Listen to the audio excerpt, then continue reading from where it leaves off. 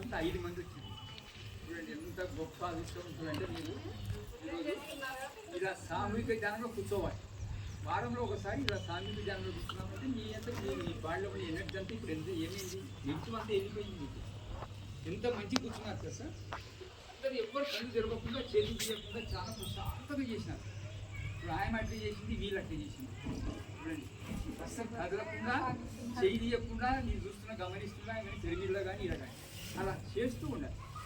రోజు మన ఇంట్లో మనం తెల్లవారుజామున లేచి మీకు ఎంత వయసు ఉంటే అన్ని నిమిషాలు మీరు ధ్యానం చేస్తూ ఉండాలి. రిజల్ట్ రావాలి. 41 days రిజల్ట్ రావాలంటే మనకు చేయాలి. ఇది షుగర్ 800 ఉండండి, 600 ఉండండి, మనం ఒకవేళ ఉన్నవాళ్ళు ఎలాంటిది నెగిటివ్ ఉండకూడదు అంటే మనం చేసిన తర్వాత మనం టెస్ట్ చేసి